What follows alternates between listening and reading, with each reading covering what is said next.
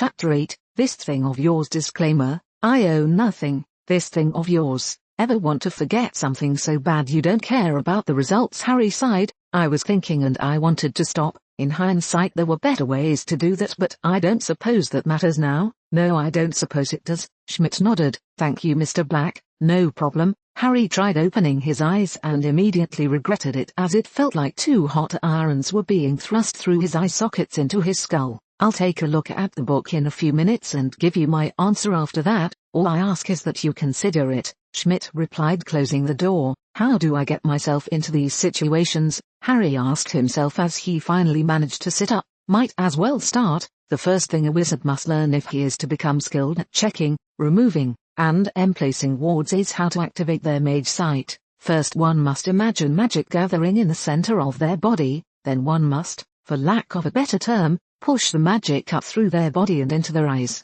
After that it is a simple matter of practice, and in time a skilled practitioner will be able to call upon their mage sight almost without effort. Seems easy enough, Harry mused to himself as he began to gather the necessary focus, and now I just Arjul Mother, he bit down on an agonizing scream. Perhaps it wasn't the best idea to increase the sensitivity of one's eyes when they felt like they had been used as the balls in a dozen games of ping-pong. Harry spent several minutes writhing on the floor before he managed to regain enough of himself to read the next sentence. Warning, do not attempt to do this if you are suffering from a hangover. Doing so will cause intense pain, and will cause one or more of the following side effects: blindness, insanity, deafness, neurosis, death. In rare cases, it can sometimes grant the victim an advanced form of mage sight. Harry spent several more minutes cursing the authors of the book in their stupidity for placing such an important warning at the bottom of the page. Checking himself out, Harry was pleased to discover that he could not find any sign that he was blind, insane, deaf, suffering from neurosis, or dead. Shrugging his shoulders at his good fortune, Harry was distracted by a knock at the door. Yes, got the things you requested, Mr. Black. Another man wearing an odd striped uniform pushed a cart into the room. I was also told to inform you that there wards that you are being asked to inspect are the arachne type. Thank you. Harry nodded, downing a handful of painkiller and antacids. Was there anything else you needed? No, Mr. Black. The man in the odd uniform left, closing the door behind himself. Turning back to the book on wards, Harry began to read. Arachne-type wards get their name from the fact that when viewed with mage sight, they appear to be a spider web emanating from a central key object. Like a spider web, these wards form complex patterns that must be mapped ahead of time. These maps will indicate the ward's intended purpose to a person skilled at placing wards and should be checked against the finished product to ensure that the pattern was not changed when the ward was placed. Arachne-type wards suffer from two major drawbacks. The first is that they are vulnerable to the destruction of their central key object. The second is that their range is limited to a radius of no more than a few kilometers from their center. Taking a few minutes to flip through the rest of the book, Harry was startled by another knock at the door. Come in. Harry looked up from his reading. Have you decided whether or not you were going to inspect our wards? Schmidt asked with a raised eyebrow. I'd be happy to, Harry agreed, on the condition that you get the person to check my results later. That condition will not be a problem, Mr. Black, Schmidt agreed quickly. I suppose that we should discuss payment before you begin if you like. Harry shrugged. We will deposit a sum of 1,200 ducats into the account of your choice for your work. Is that sum sufficient? Yes. Harry nodded, wondering what a ducat was. Which bank would you prefer us to deposit your payment into? Harry hesitated, not wanting to give the man his real name. Seeing Harry's hesitation, Schmidt was quick to offer a solution. If you like, we would be happy to arrange a new private account with the gnomes. Sure, Harry agreed quickly. Just give me the account information later. Walk this way then. Schmidt led Harry through several hallways until the two of them stood before a large statue. We just need you to check the repairs that were made to the center of the wards around the key. They were damaged by the vandal along with Pietà, and I would like to ensure that the repairs were not tampered with. Can I see the schematics? Harry held out his hand for the map of the wards. Of course, Schmidt agreed, handing over the document. Harry spent several minutes examining both the plan and the actual wards. Everything seems to be in order except what? Schmidt asked nervously. The newer sections are a different color than the rest of the wards. Harry squinted at the plans. The plans don't say anything about it one way or another, but if I were you I would get them looked at. Thank you, Mr. Black. We will, agreed Schmidt. Would you like a tour of the grounds before you go? I would. Harry smiled. I can't wait to see some of the things that I heard were housed here. Schmidt proved to be a very knowledgeable tour guide, often providing bits of trivia to accompany his lectures about a piece's history, and by the end of the tour Harry had a rather large grin on his face. It seems that we have reached the exit, Mr. Black. Schmidt smiled. Do you have any more questions? Just one. Harry nodded. Who was the second man in your story about the stone? The second man? Schmidt paused to think. The man with great ability. He was the same man that designed my uniform. Thank you. Harry nodded politely, silently doubting the artistic ability of any man who would design a uniform like the one being worn by his new friend. And goodbye. Goodbye, Mr. Black. With that, Harry stepped out to explore the streets of the Eternal City, intent on seeing everything that Rome had to offer for about 5 minutes. Then he realized how tired he was from checking out the wards. Raising his hand to hail a cab, he decided to get a day or two of rest before setting out to see the city's sights. Harry awoke late the next day and ate an early lunch in the hotel lobby. Walking back to his room, he decided to put off his exploration of the city in favor of resting another day. Waking late the next morning, Harry decided that he had spent enough time laying around and pulled out his book to get instructions on how to enter Rome's magical districts. One of the most accessible magical districts is the Via Veneficus. This district can be reached from nearly anywhere in Rome. To enter, one must find a 3-way crossroads. After a few moments a 4th road will appear. Many of these entrances in the old city are also marked with a statue or image of trivia, a 3-headed woman, one of a dog, one of a snake, and one of a horse. Returning his guidebook to its section of his pack, Harry walked out of his hotel to find the nearest entrance, which happened to be less than 20 meters from his hotel. Shrugging his shoulders, Harry entered Rome's magical section, and ended up facing a shop named Curios and Relics. Unable to contain his curiosity, Harry entered the shop. Good afternoon, sir. How may I help you? The shopkeeper looked up from behind the counter. I saw the sign and I was wondering what you sold here. Harry looked around the dim space, noting what appeared to be farming implements, oddly shaped trumpets and other items that he couldn't identify. I sell all kinds of different things. The shopkeeper rummaged around behind the counter. I do have one thing that I think will draw your interest. What's that? A Pugio? The man pulled out an oddly shaped dagger.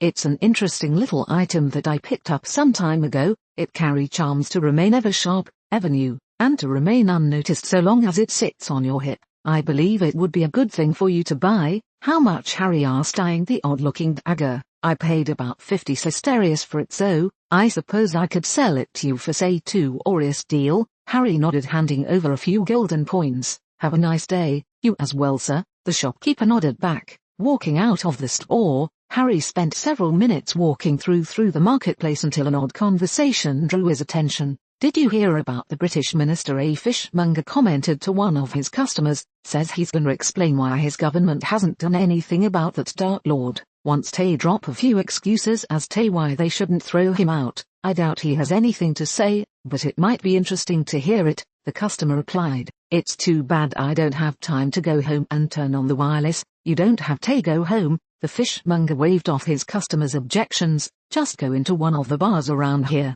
Most of them will be playing the speech. Harry nodded to himself. That seemed like a good idea. Walking towards the nearest drinking establishment, he took one look around and walked in. Glancing around the dark and smoke-filled room, Harry walked towards the nearest empty seat. Mind if I sit here? Harry asked, gesturing to an empty seat next to an old man. I'd like to hear what Fudge has to say, if you like. The old man gave a slight nod. The two of them listened for a few moments as the voice of the Wizard Wireless reported Fudge's announcement. The only reason that the forces of the ministry had not yet triumphed was because organized crime had joined the cause of he who must not be named, causing his ranks to swell and forcing the ministry's forces to suffer a temporary setback. What do you think of the English minister's announcement, Mr. Black? I think the man's an idiot. Harry shook his head, not noticing the shocked look on the old man's face, as he signaled the bartender to bring him a drink. From what I understand, the people that control magical organized crime are much too intelligent to join the dark moron. What makes you say that? The old man leaned forward in interest. The activities of the magical syndicates tend to be non-violent. Their business is making money, and killing people for no reason doesn't make a lot of money. Harry took a sip of his newly arrived drink. What deaths do occur are usually criminals killing criminals. Why wouldn't they join the Dark Lord for the money and power he could offer? As I said before, Most of the deaths that occur are criminals killing criminals. Law enforcement doesn't tend to worry about that sort of thing. If they were to start bothering innocent people, Harry's voice became cold, then I suspect that the kid gloves would come off and it would be a bloodbath. If they want to join a war, then they will have to be prepared to accept all that war entails. I see, the old man nodded. Thank you for your advice, Mr. Black. Happy to give it. Harry's cheerful mood returned. Now if you'll excuse me, I really only came in here to hear Fudge's announcement, and since it's over, of course. The old man nodded. I realize that you must be a very busy man, and as thanks for your advice, please allow me to pay for your drink. Thank you. Harry nodded. And do have a good day. The old man waited until his guest had left the bar before turning to the man next to him. Call the other heads together. We need to have a meeting. What do you want us to do about the guy that just talked to you? You will do nothing. The old man replied quickly. But sir, the thug protested. He insulted you. He did no such thing. The old man took a sip from his glass. In his eyes he was showing mercy and restraint. And I have no wish to see what happens if we don't take his warning to heart. What do you mean, sir? Didn't you hear his name? The old man glanced over. Mr. Black is one of the most dangerous men in Europe, and if he works for the kind of people that I suspect, then even if you manage to kill him— the old man shuddered. But sir, the thug was still a bit confused. Why are you taking things so seriously? Because I listened to what he had to say. The old man sighed. As I said, in his eyes he was showing mercy. He took the time to come in here and inform me of the new rules that he expects us to follow. Don't join the Dark Lord and don't kill anybody outside the families.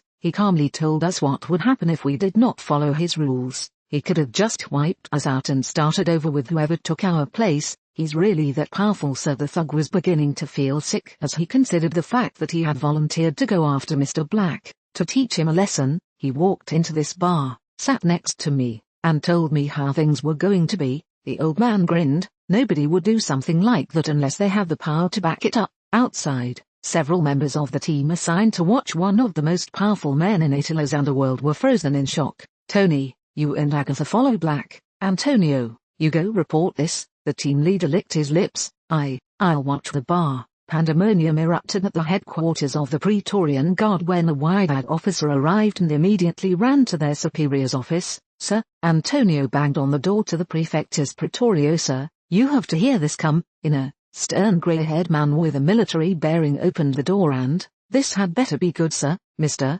Black is in Rome. The breathless officer rushed out. And why did this cause you to go banging on the door of my office like that? The Prefectus Praetorio asked with false calm. Because he walked into Alberto Nicelli's bar and told him that if he didn't obey a few rules, then there would be a bloodbath. What did Nicelli do? He thanked Mr. Black for the advice and called a meeting of the families. Antonio's hands were shaking. He also told one of his subordinates that they were going to follow Black's orders, said that even if they managed to off Black, that they would still have to deal with the people he works for. Good work. Sit down and have something to drink. The Prefectus Praetorio stuck his head out of his office. Get a dozen men to back up the group watching Nicelli's bar and call in all off-duty officers. Yes, sir. Several voices replied as the men rushed to follow their commander's instructions. Now, the Prefectus Praetorio closed the door of his office and looked at his man. Tell me everything that happened. Yes, sir. Black walked into the bar and sat next to Nicelli.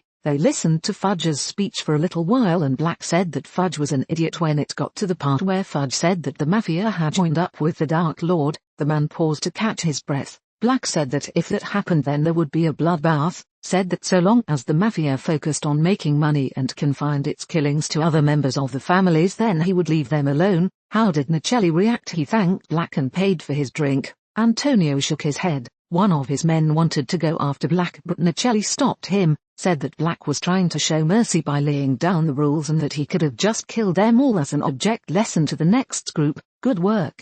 Get to the break room and take a few hours for yourself. Sir, if it's all right, I'd rather go back to my post. Antonio licked his lips nervously. The captain is still there and I'd rather not leave him alone. I understand. The Prefectus Praetorio nodded. Go. Thank you, sir. Antonio called out over his shoulder as he ran to the nearest operation point. Sir, another man ran up. I need to talk to you about something. Make it quick, Fulcini. The Prefectus Praetorio growled. We're in the middle of something here. I just spoke to Gunter Schmidt about the wards. Fulcini was bursting with excitement. The man they hired to check our work said that the colors were different between the old sections and the new sections, so Mage Sight is normally in black and white. Fulchini replied quickly. The ability to see color indicates that the man they hired did something unbelievably dangerous to get that ability. Why is this so important? The Prefectus Praetoria rubbed his eyes. I don't see why this couldn't wait until after we dealt with this latest crisis. Black dropped into our laps.